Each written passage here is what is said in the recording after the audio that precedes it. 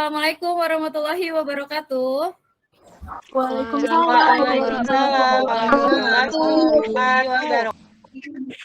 Semangat pagi ya, kelas Wijaya. Walaupun kita sudah berada di jam ketiga, tapi saya lihat wajahnya masih sumringah semuanya. Menandakan nih anak-anak ibu yang soleha nih semuanya masih semangat ya. Sehat ya semuanya ya? Alhamdulillah, Alhamdulillah sehat Ibu. Alhamdulillah. Pertama-tama Ibu mohon maaf karena kesehatan Ibu sedang menurun, lagi batuk-batuk, jadi kita terpaksa untuk melaksanakan pembelajaran secara daring. Kemudian Ibu juga minta maaf ya kalau nanti di tengah-tengah pembelajaran banyak sekali iklan, karena memang saat ini kondisi Ibu sedang batuk, jadi mungkin nanti banyak batuk-batuknya. Mohon dimaafkan ya anak-anak ya. Tetapi mudah-mudahan untuk pembelajaran kita pada hari ini tidak mengalami kendala.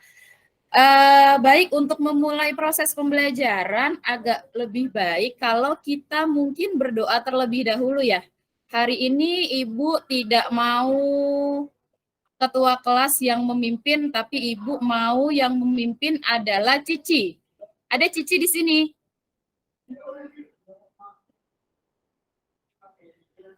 Cici. Cici keluar Bu, masuk lagi. Ya. Oke, Cici tolong bantu Ibu untuk pimpin doa ya Cici ya. Siap Bu Intan.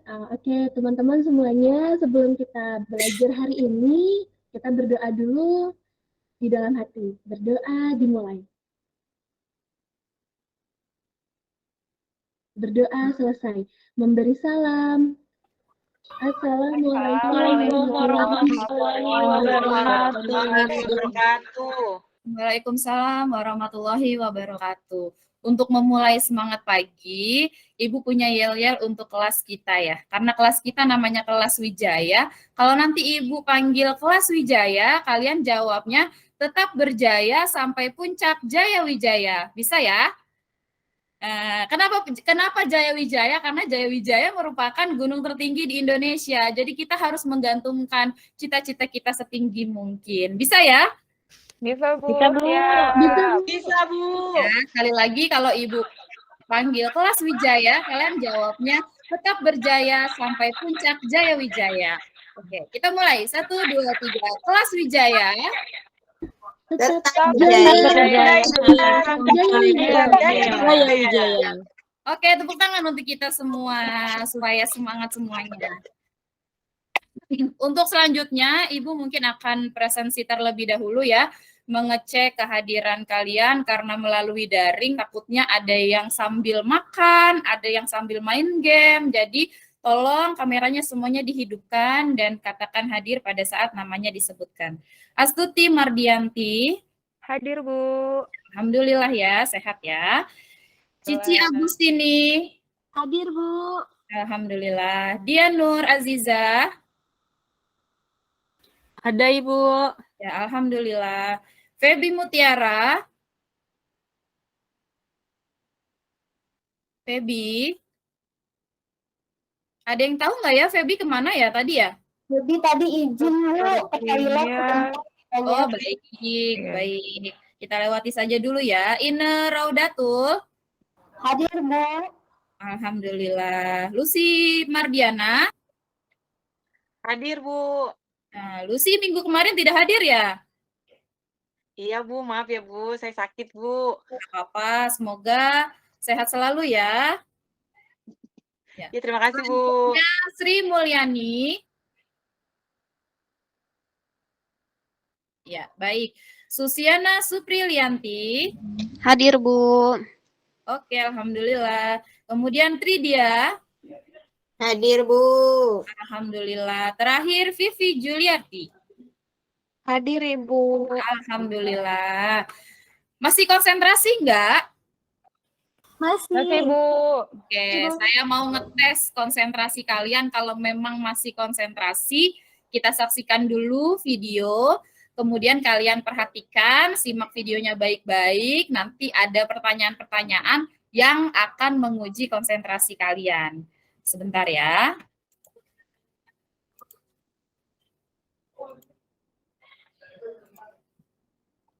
Sudah nampak atau belum? Sudah, Bu. Sudah, Bu. Kita mulai ya.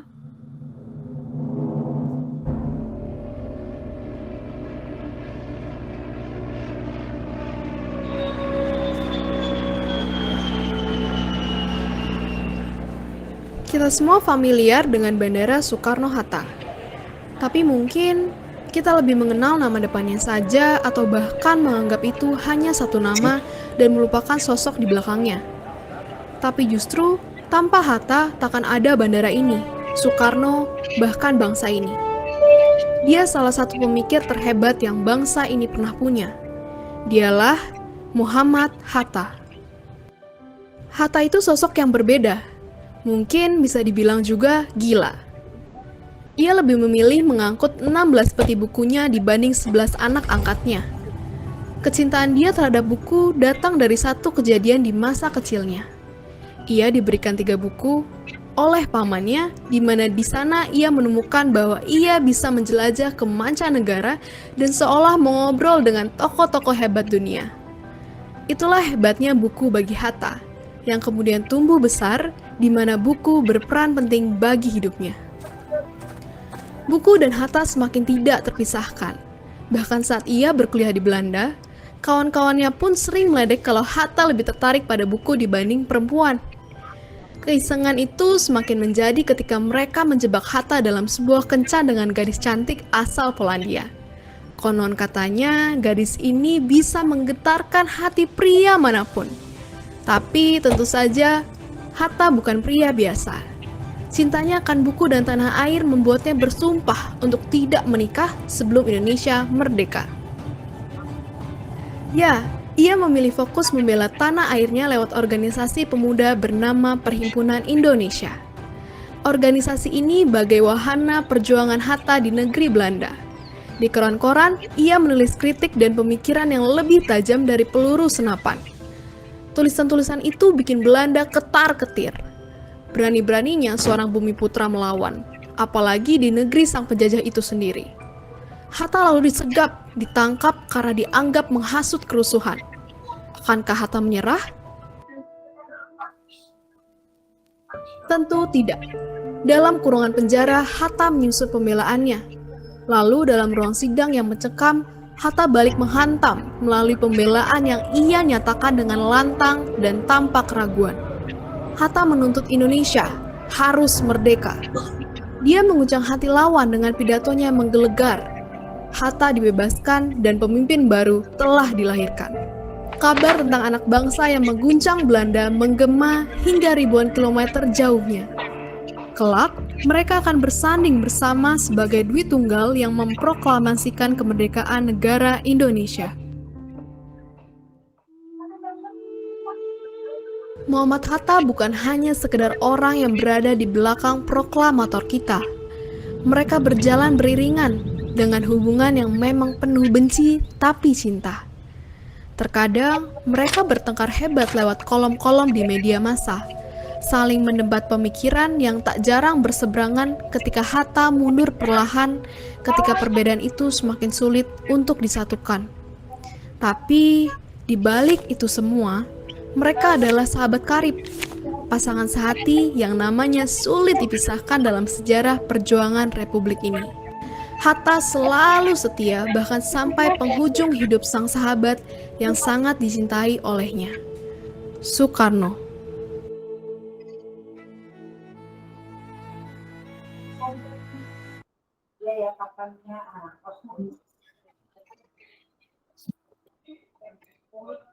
Baik, sudah disaksikan ya videonya ya. Untuk menguji konsentrasi, saya mau melempar pertanyaan pertama. Silahkan dibiasakan yang menjawab sebutkan namanya terlebih dahulu ya, karena akan saya buatkan nilai plus atau minus kalian. Pertanyaan yang pertama, dari video tersebut kira-kira isinya tentang apa? Silahkan yang mau berpendapat. Yang tadi menyimak videonya mungkin bisa menjawab. Ya, saya Bu, Tridia. Oke, silakan Tri. Ya, dari video yang sudah saya lihat, Bu, kalau tidak salah ya, Bu, kalau menyimak saya baik, kira-kira video tersebut itu berisi tentang kisah hidup dari Muhammad Hatta, Bu. Ternyata ya, Muhammad Hatta itu gemar membaca, sehingga ia lebih rela membawa 16 peti dibandingkan 11 anak angkatnya, Bu. Seperti itu bukan ya, Bu? Oke, bagus sekali pendapatnya. Betul ya, bahwa video Sip. tadi berisikan tentang kisah hidup dari Muhammad Hatta yang kita kenal sebagai Bapak Proklamator kita. Untuk pertanyaan yang kedua, apa cerita di balik kegemaran Hatta terhadap buku? Karena tadi kan disebutkan oleh Tri, Hatta lebih memilih membawa 16 peti buku dibandingkan 11 anak angkatnya. Nah, maksud dari pernyataan tersebut kira-kira apa ya? Silakan yang mau menjawab.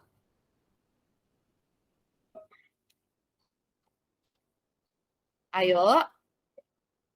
Apa yang menyimak hanya satu orang saja ya? Saya boleh jawab, Bu. Boleh, silakan. Ya. Tadi pertanyaannya tentang cerita di balik kegemaran Hatta terhadap buku ya, Bu ya? Iya, betul. Ya, jadi tadi menurut video yang saya simak ya Bu ya, di situ disampaikan bahwasannya awalnya Hatta diberikan 3 buku oleh pamannya. Dari membaca buku tersebut, Hatta merasa bisa menjelajah ke mancanegara Bu, dan serasa sedang berbincang-bincang dengan tokoh-tokoh ternama. Nah, dari situlah Hatta mulai menyukai buku dan mulai menyukai juga membaca. Seperti itu, Bu, yang saya simak. Oke, terima kasih Astuti. Bagus sekali ya pendapatnya ya. Anak-anak kelas Wijaya ternyata kritis-kritis ya dalam menyampaikan pendapatnya. Lagi deh, satu lagi. Pertanyaan yang selanjutnya, apa sih janji Hatta terhadap tanah air? Ayo, siapa yang mau menjawab? Silakan Sri. Ayo, siapa nih? Sri atau Lucy nih? Saya boleh, Bu? Boleh, silakan Lucy. Oke, dari video tadi, Hatta berjanji satu hal, yaitu dia akan terus membela tanah air, dan bahkan dia juga berjanji dia tidak akan menikah sebelum Indonesia bisa merdeka. Kayak gitu, Bu. Oke, terima kasih atas pendapatnya. Bagus sekali ya. Ternyata semuanya menyimak ya. Nah, terakhir nih, saya mau ngetes nih. Ina ada Ina? Ada, Bu. Oh, soalnya takutnya sambil scroll TikTok nih Ina nih. Ina, Ibu mau tanya nih, kenapa sih Hatta di penjara? Tadi menyimak tidak videonya? Ibu, videonya bagus sekali. Oke, tolong dijawab pertanyaan Ibu ya. Kenapa sih Hatta di penjara? Karena dengan tulisan Hatta yang luar biasa. Begitu, Ibu. Boleh diulangi sekali lagi? Karena tulisan-tulisan Hatta membuat Belanda ketar-ketir. Karena tulisan Hatta bagus-bagus sekali. Oke, baik. Terima kasih Ina. Ternyata menyimak ya. Khawatir Ibu, Ina dari tadi soalnya diem aja, takut scroll TikTok. Baik, izin untuk berbagi layar ya.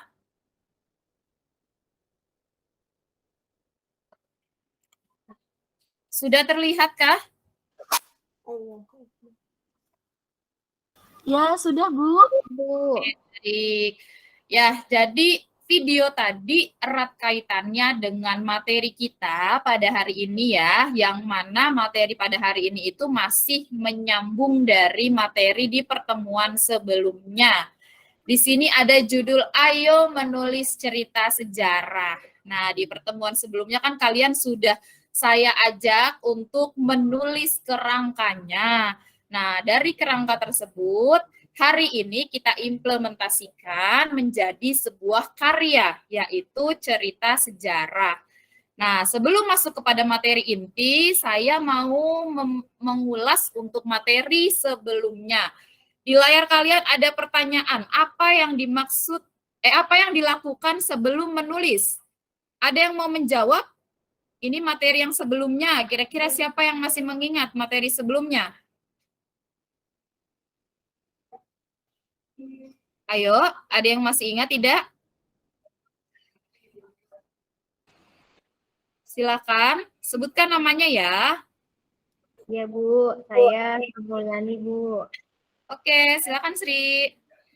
Ya, jadi nanti sebelum menulis teks sejarah, kita harus menyiapkan alat, kemudian bahan dan media. Kemudian yang kedua, mengumpulkan sumber-sumber referensi atau informasi dari manapun.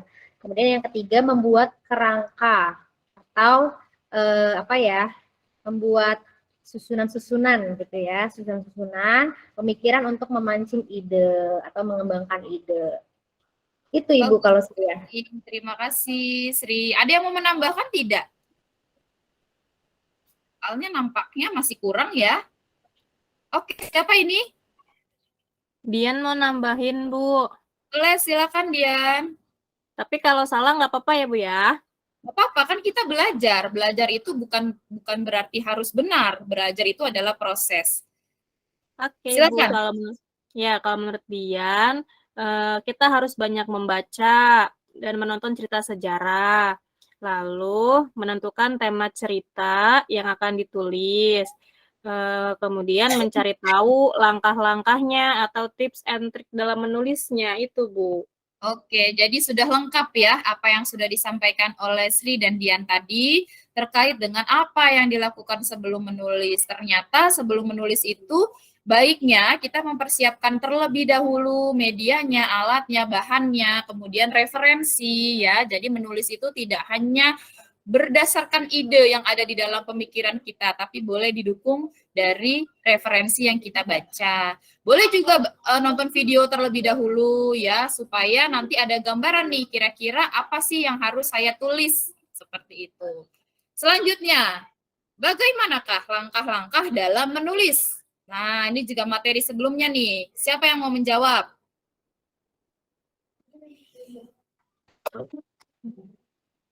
Ayo, yang mau menjawab untuk pertanyaan yang kedua. Kalau saya lagi boleh, Bu. Boleh, silakan. Ada Ine deh, Bu. Ine mau jawab kayaknya deh. Oke, silakan Ine.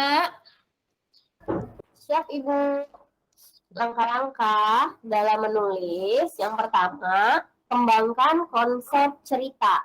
Yang kedua, lakukan banyak riset. Yang ketiga, sertakan karakter yang melanggar konvensi dan norma di masanya. Yang keempat, gunakan gaya bahasa yang sesuai. Yang kelima, integrasikan sejarah dengan mulus ke dalam ceritanya. Yang keenam, tidak perlu memaksakan akurasi. Baik, ternyata masih ingat ya untuk materi sebelumnya ya. Jadi memang ada beberapa poin terkait dalam langkah-langkah dalam menulis ya. Kalian juga sudah mencoba kan membuat kerangkanya kan? Oke, terakhir. Untuk mengulas materi sebelumnya, apa yang harus diperhatikan dalam proses menulis? Siapa yang mau menjawab? Aku, Bu Vivi. Oke, Vivi. Yang harus diperhatikan dalam proses menulis, pertama harus memperhatikan EYD, yang kedua kelengkapan struktur teks, dan yang ketiga kepaduan tema dengan isi cerita, Bu. Bagus sekali pendapatnya. Ada yang mau menambahkan? Saya, Bu, Cici. Cici, silakan Cici.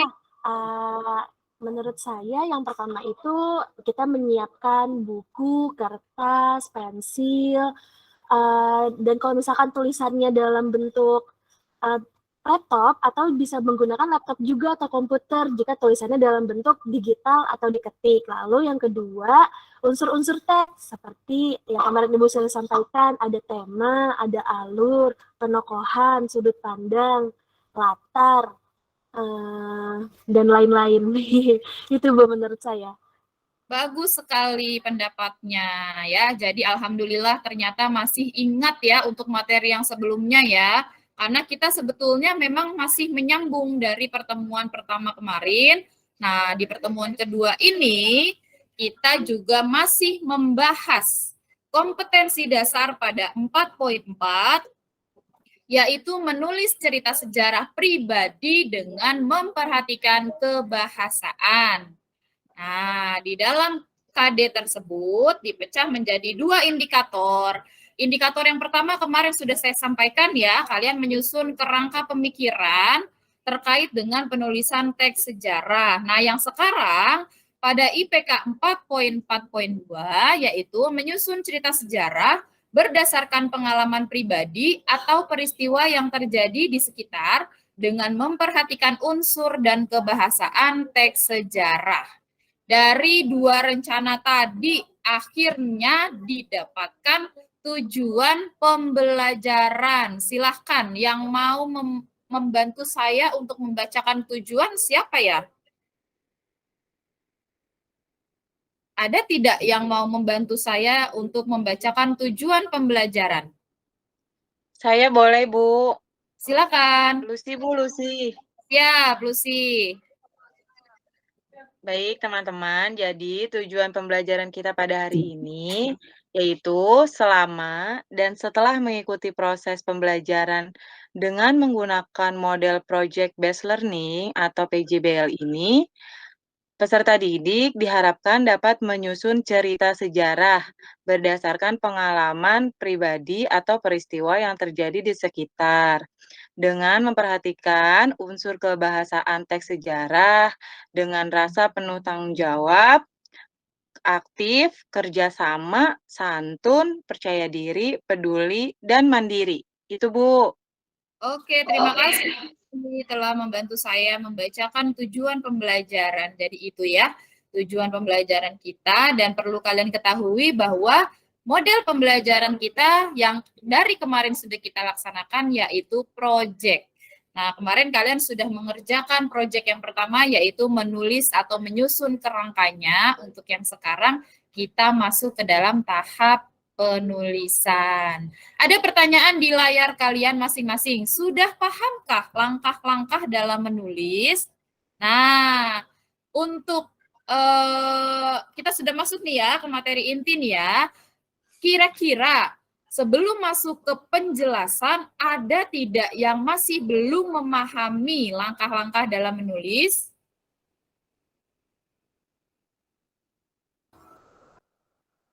Siapa ini? Ine, Bu. Oke, Ine. Ada yang mau ditanyakan, Ine? Bu, bagaimanakah perkembangan tahap penulisan yang baik itu? Bagaimanakah perkembangan tahapan penulisan yang baik?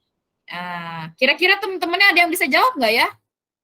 Mungkin teman-temannya ada yang punya pendapat, ada yang punya saran, silakan. Sebelum Ibu yang menjelaskan. Ada atau tidak? Bu, saya mau bantu jawab pertanyaan Boleh. ini. Ya, jadi kalau menurut saya menulis itu tidak mudah. Bingung juga sih karena menulis itu ya untuk memudahkan tahap penulisan kita bisa menggunakan langkah dengan membuat kerangkanya dulu. Jadi sebelum tulisan tersebut menjadi teks. Nah, kalau bagaimana perkembangan tahap penulisan yang baik itu berarti di mana penulisan itu tidak mengalami kendala di dalamnya atau jika terjadi kendala penulis dapat mengatasinya. Nah, menurut saya seperti itu, Bu. Oke, bagus sekali pendapatnya. Tapi kira-kira ada yang bisa kasih contoh atau tidak ya terhadap pernyataan dari Cici tadi ya? Pernyataan dari Cici tadi kira-kira ada yang mau memberikan contoh atau tidak ya yang dimaksud dengan kendala itu seperti apa, penyelesaiannya seperti apa. Nah, ini kan masuk ke dalam langkah-langkah menulis. Silakan yang mau berpendapat. Ayo. Siapa ini yang mau berpendapat? Bu Sri, Bu. Oke, silakan Sri. Jadi contohnya itu seperti pertemuan kita sebelumnya, Bu, bikin kerangka, membuat kerangka, terus meminta Ibu untuk mengoreksi. Terus Ibu bilang tema cerita saya kurang sesuai dengan konsep cerita. Kemudian Ibu berdiskusi dengan Dian dan Feby. Saya jadi paham bahwa tema itu berbeda dengan judul. Dan selanjutnya saya perbaiki konsep cerita saya yang kemudian disesuaikan dengan tema. Itu, Bu. Oke, berarti kemarin Sri sudah melakukan diskusi ya dengan rekan sejawat terkait dengan progres proyek yang sedang Sri kerjakan, yaitu menyusun kerangka, sudah mendapatkan perbaikan dari rekannya tadi. Kemarin juga Ibu sudah mengatakan ya, kok tema kamu dengan isi ceritanya kok sangat berbanding terbalik ya, gitu. Jadi memang pada proses penulisan, ya, terutama penulisan teks, tentu tidak mudah, akan banyak sekali hambatan. Oleh karena itu, perlu adanya koordinasi dan diskusi dengan rekan sejawat, dengan guru, dan lain-lain. Baik, untuk selanjutnya kita masuk ke dalam langkah-langkah kegiatan pada pertemuan kedua ini. Ya, karena kita sistemnya adalah proyek dan proyeknya hanya melanjutkan dari pertemuan yang sebelumnya, untuk itu pada tahap ini yang pertama peserta didik diberikan waktu selama 2 pertemuan untuk pengerjaan proyek. Artinya ini adalah pertemuan yang kedua. Pertemuan kedua digunakan untuk menulis teks sejarah. Berarti hari ini kita menyusun kerangka menjadi sebuah teks utuh. Ketiga, peserta didik wajib memperhatikan kebahasaan EYD dalam penulisan teks sejarah, ya. Kemarin sudah disampaikan ya. Kemudian yang keempat, teks sejarah yang telah dibuat dinilai dan dievaluasi oleh guru. Boleh nanti juga rekan-rekannya juga ikut menilai. Kemudian ada tahapan pengerjaan proyek. Mohon maaf sekali, karena ini adalah tahapan yang seharusnya kita laksanakan secara luring ya, untuk waktu 90 menit. Nah, karena kesehatan Ibu menurun, akhirnya kita harus mengikuti pembelajaran secara daring. Untuk itu nanti di tahapan poin kedua, pada saat kalian menuliskan teks sejarah menjadi berdasarkan kerangka yang telah dibuat menjadi sebuah teks, itu hanya Ibu berikan waktu tidak lebih dari 20 menit saja ya. Karena kan sudah ada di kerangkanya, tinggal kalian susun kembali dalam bentuk teks. Nah, tahapannya masih sama dengan pertemuan sebelumnya. Yang pertama, peserta didik memperhatikan kerangka yang telah dibuat. Jadi dari kerangka yang sudah dibuat, kalian perhatikan dan cermati kembali adakah kesalahan ataupun harus diperbaiki kembali. Kemudian yang kedua menulis, yang ketiga dikumpulkan hasil tulisannya kepada guru, dan yang terakhir guru menilai. Nah, nanti hasil karya kalian yang terbaik akan Ibu posting ke laman blogspot Ibu dan akan Ibu berikan apresiasi. Nanti berarti untuk teks sejarah yang terbaik akan Ibu berikan hadiah di pertemuan selanjutnya. Ya. Nanti boleh peserta dapat hadiah. Iya, supaya semangat ya. Nah. Oke, selanjutnya ada peta konsep. Ini pengantar saja untuk materi yang akan disampaikan pada pertemuan selanjutnya. Siapa yang mau membantu saya membacakan peta konsepnya? Ada?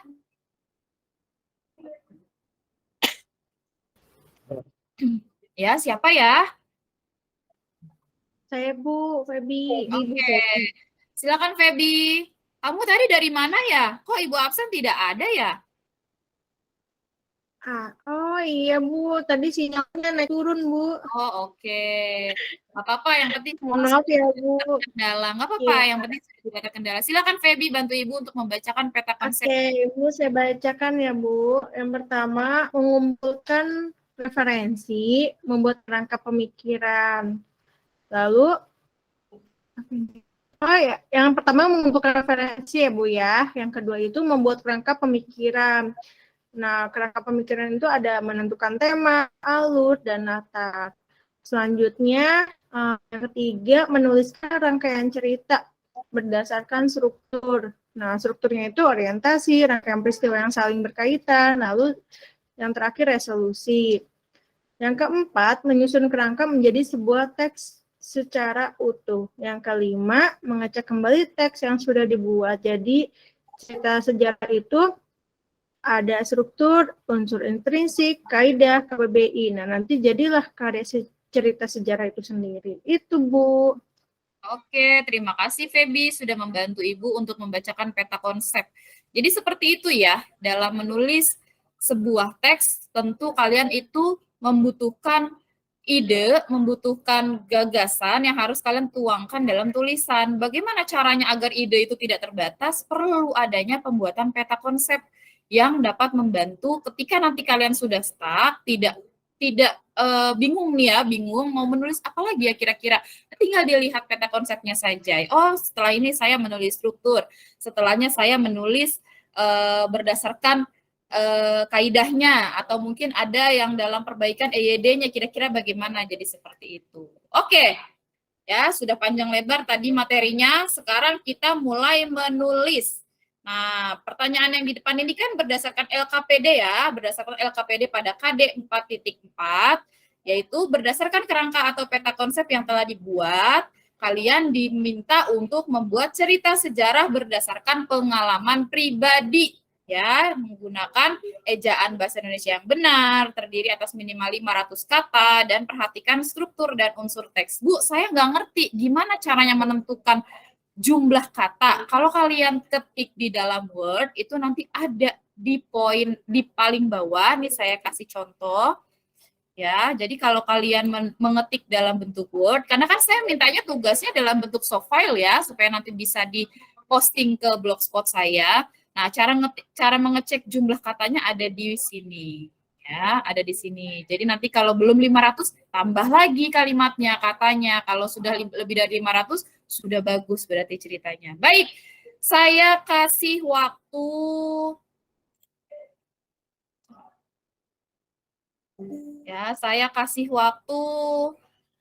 untuk membuat, kemarin kan sudah ditentukan ya, sudah ditentukan kelompoknya. Untuk tim A yang terdiri atas Feby, Cici, Dian, Vivi, dan Sri itu membuat cerita yang menyenangkan. Ya. Nah, kemudian untuk tim B, Ine, Susi, Tri, Lucy, dan Astuti membuat cerita pribadi, ya, sejarah pribadi yang menyedihkan. Jadi kenapa saya buat 2 tema? Supaya ada variatif di dalamnya. Ya, saya kasih waktu tidak lebih dari 20 menit untuk menuliskan dari kerangka menjadi sebuah teks. Ya, dimulai ya. Ini tugasnya individu ya, jadi walaupun tugasnya individu, kalian boleh melakukan diskusi dengan rekan sejawat. Kira-kira tulisan saya bagaimana ya? Apakah sudah sesuai dengan tema atau belum ya? Ataukah kaidah kebahasaannya masih kurang atau belum? Atau tidak digunakan? Nah, seperti itu.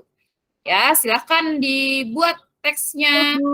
Nanti yang berpresentasi saya hanya minta 2 orang ya. 1 perwakilan dari tim A, 1 perwakilan dari tim B. Kemudian tidak usah dibacakan teksnya. Kalau dibacakan teksnya terlalu panjang. Nanti pelajaran bahasa Indonesia yang harusnya hanya 50 menit jadi 24 jam ya. Jadi untuk presentasi tolong nanti dibacakan secara ringkas saja. Kira-kira intinya apa? Yang penting nanti ada tuh kerangkanya seperti apa. Oke. Semangat mengerjakan ya semuanya ya. Semangat, Bu. Baik, semangat Ibu. Semangat. Sambil berdiskusi boleh, sambil berbincang boleh. Kalau daring berarti kalau kadang kan ada yang butuh inspirasi ya, sambil mendengarkan musik Bu, boleh. Yang penting tidak kedengaran dengan saya ya. Jadi kalau kalian mau mencari inspirasi bagaimanapun caranya silakan.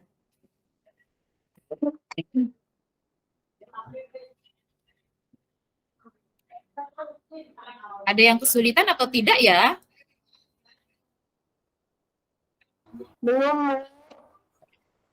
Belum ya. Kan kerangkanya sudah ada kemarin ya. Vivi gimana Vivi? Ada kesulitan enggak Vivi?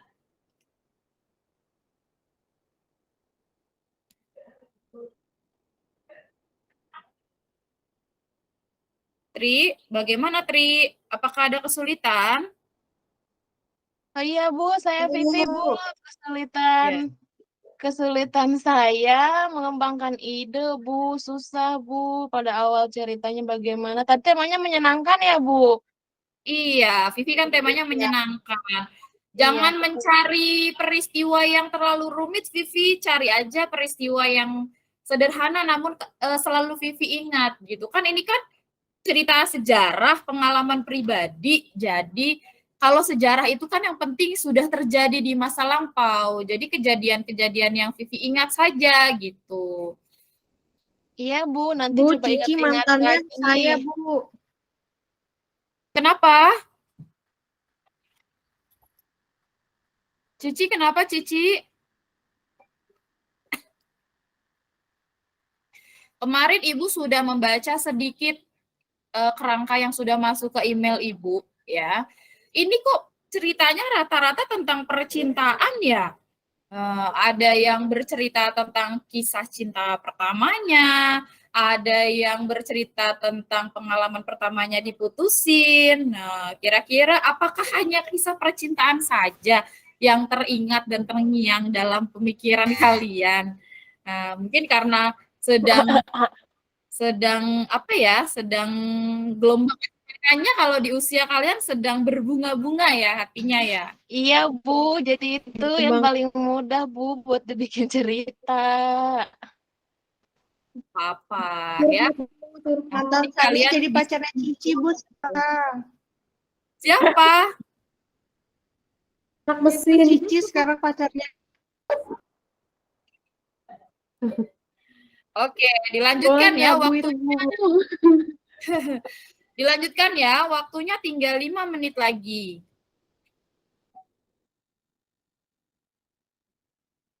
Yuk, tinggal 5 menit lagi waktunya untuk bergegas pengumpulan tugas, dicek lagi kebenarannya, EYD-nya, penggunaan tanda baca, penggunaan huruf kapital, kemudian penulisan huruf miring ya. Jadi kalau bisa disesuaikan dengan EYD yang baik. Jangan lupa ya strukturnya ya.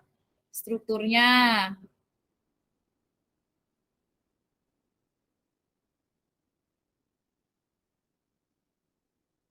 Oke, waktunya sudah habis. Sudah selesai ya semuanya ya? Halo?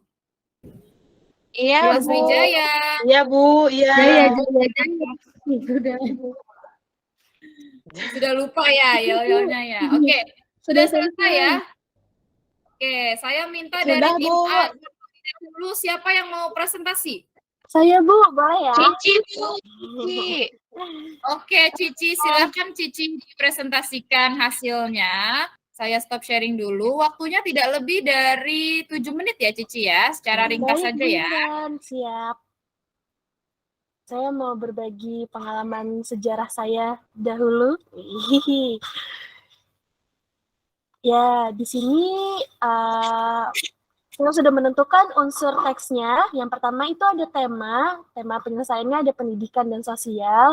Latar waktunya ketika SMP itu sekitar 3 tahun yang lalu saat itu. Ada 2 hari sebelumnya dan semenjak itu.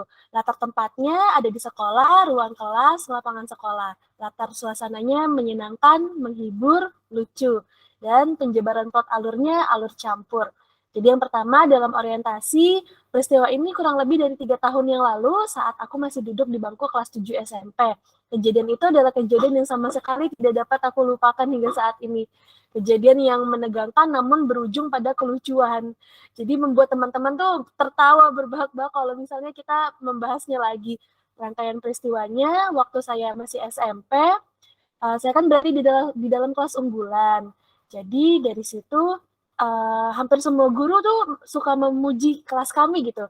Dan tak terkecuali salah satu guru kami yang bernama Ibu Siti. Dan Ibu Siti saat itu adalah guru fisika. Beliau merupakan guru yang sangat disiplin. Saking disiplinnya, sebelum jam pelajaran pun beliau sudah menunggu di depan kelas.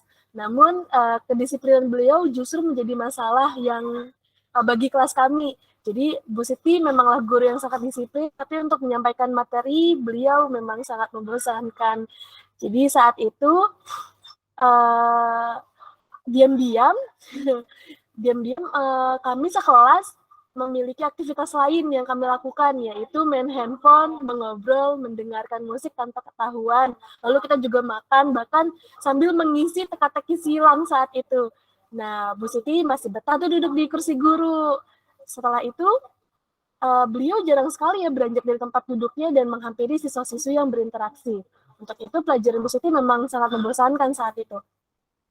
Dan kami mulai pembelajaran dengan semangat, akhirnya bertemu dengan pelajaran Bu Siti.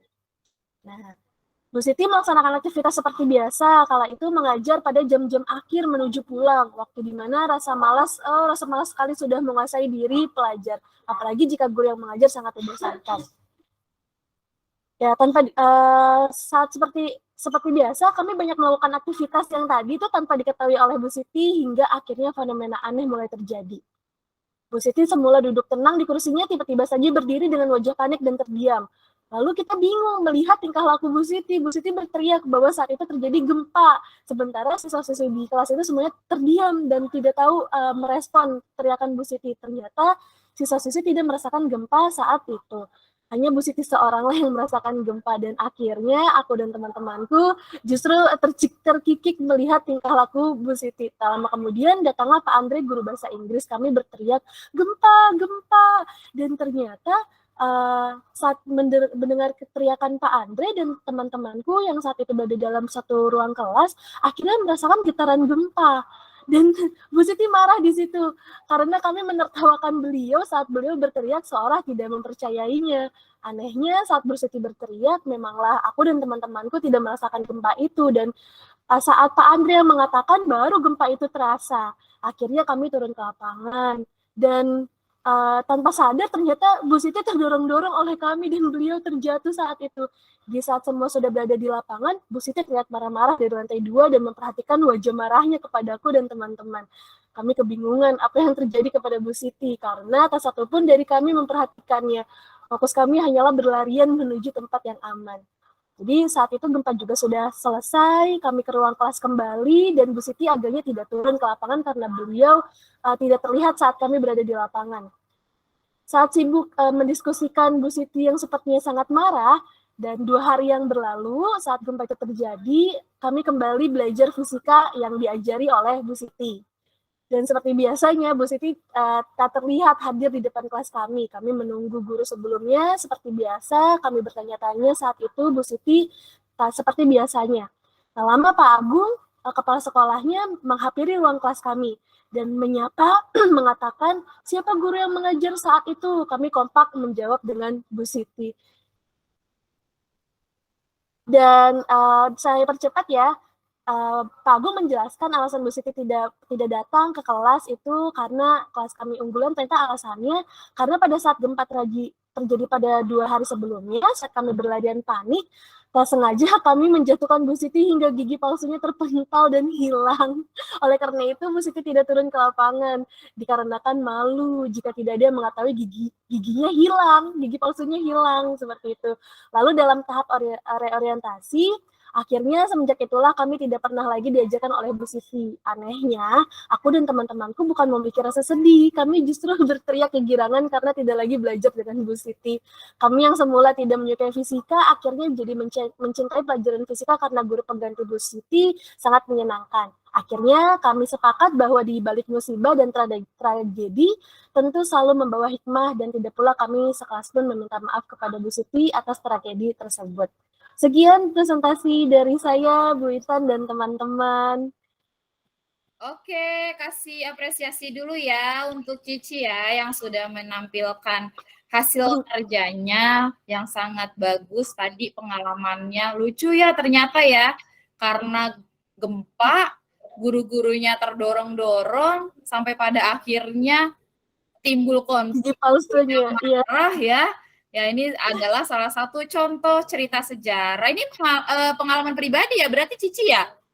Iya Bu, jadi ketahuan deh suka nggak perhatikan guru nih. Bulan tapi banyak juga yang masih ya. Nah, iya Bu, ada benar. yang menanggapi hasil kerja dari Cici?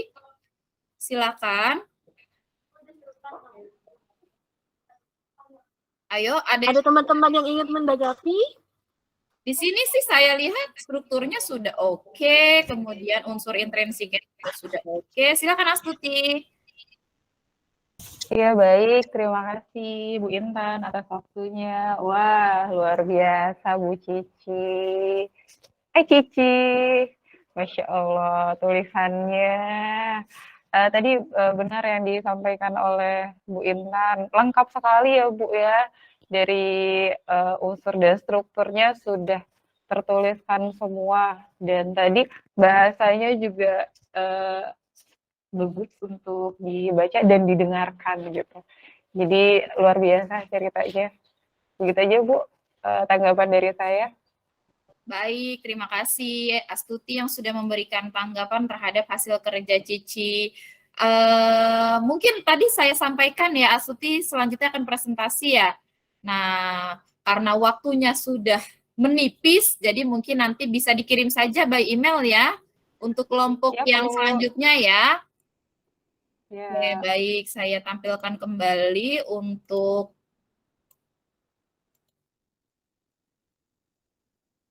Nah, dari pertemuan kita hari ini, tadi sudah membahas terkait dengan materi teks sejarah, kemudian sudah menonton video juga, sudah melakukan analisis juga, sudah menulis juga, dan sudah berpresentasi juga.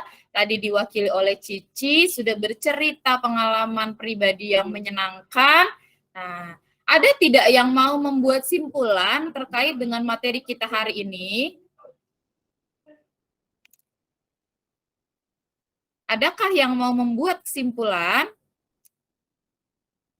Nah, ini sengaja nih saya buat skema-skema seperti ini supaya kalian berpikir kritis untuk merangkai kalimat, merangkai skema menjadi sebuah kalimat untuk menyimpulkan. Ada tidak yang mau menyimpulkan, mencoba menyimpulkan?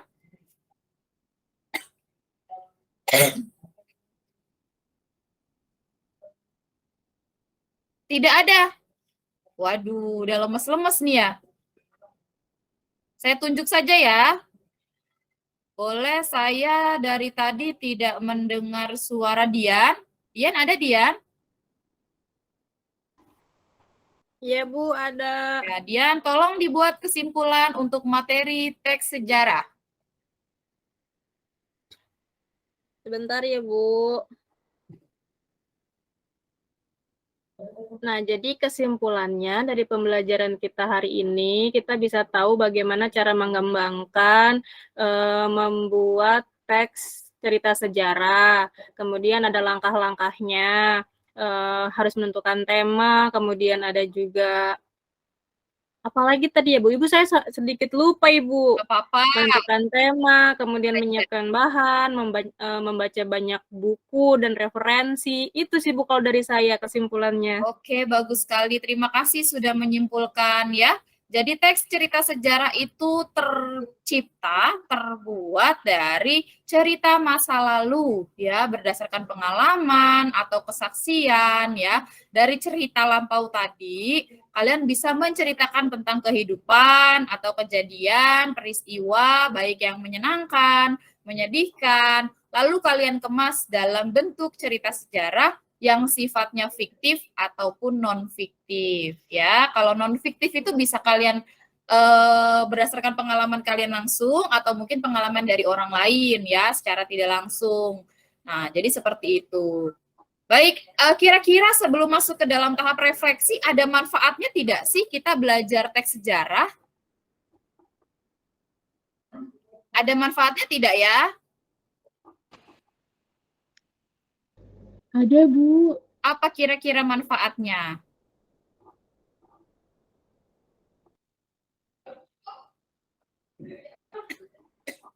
Saya boleh coba, Bu. Boleh, silakan. Lucy ya? Yang mau jawab. Lucy, Bu. Oke, Lucy sudah banyak nih poinnya nih. Silakan, Lucy. Boleh lagi nggak, Bu? Atau yang lainnya aja, Bu? Boleh lagi. Semakin aktif, poinnya semakin banyak, akan semakin berguna untuk kalian sendiri ya. Silakan Lucy. Iya, Bu. Jadi manfaat yang bisa kita dapatkan dari pembelajaran kita hari ini yang pertama ya sudah pasti ya, Bu, kita jadi bisa, mengetahui bagaimana caranya menulis, teks sejarah, cerita sejarah seperti itu, Bu. Kemudian strukturnya apa saja, kemudian, cerita sejarah itu bisa berasal dari mana saja, kemudian, isinya apa saja, terus, kita juga bisa tahu cerita, pribadi dari, pengalaman teman-teman yang tadi sudah presentasi. Seperti itu sih, Bu, kalau menurut saya. Terima Makasih, kasih Bu. Lucy menyampaikan manfaat daripada pembelajaran teks sejarah. Sependapat saya dengan Lucy bahwasanya materi teks sejarah ini banyak sekali manfaatnya ya. Jadi selain daripada kita jadi bisa menyusun, menulis, kita juga jadi tahu nih cerita-cerita teman-teman kita ya. Tadi pengalamannya Cici ya, mungkin nanti akan ada juga pengalaman dari teman-teman yang lain ya. Nanti teks-teksnya bisa kalian baca di laman blogspot saya. Terakhir kegiatan refleksi nih. Apa yang sudah Anda pahami terkait materi teks sejarah? Sudah paham semua belum ya? Sudah, Ibu. Insya Allah paham, Bu. Allah Ya, paham. kira-kira kegiatan apa sih yang paling menarik?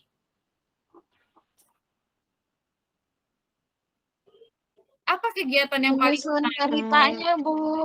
Oh, menyusun Nulis cerita. ceritanya, Bu. Ya, kita mengingat-ingat kembali cerita-cerita yang pernah kita lalui.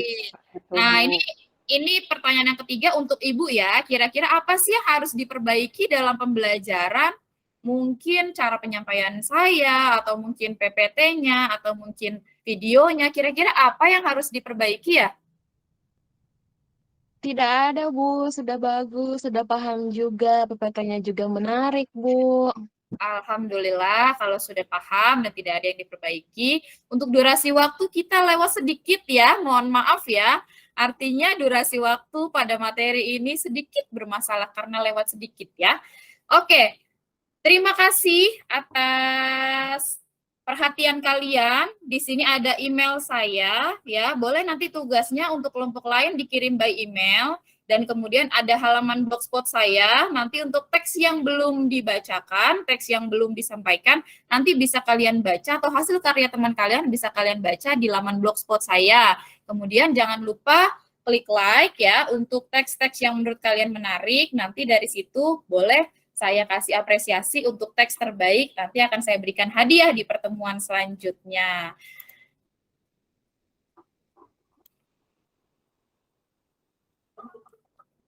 Baik, Ibu. Baik, sebelum pulang mungkin kita tutup pertemuan pada hari ini dengan sama-sama mengucap hamdalah ya. Alhamdulillah. Oke, mungkin saya minta tolong Vivi ya, untuk menyiapkan doa sebelum pulang. Iya, Ibu. Teman-teman, sebelum kita pulang, alangkah baiknya kita berdoa terlebih dahulu. Berdoa dimulai.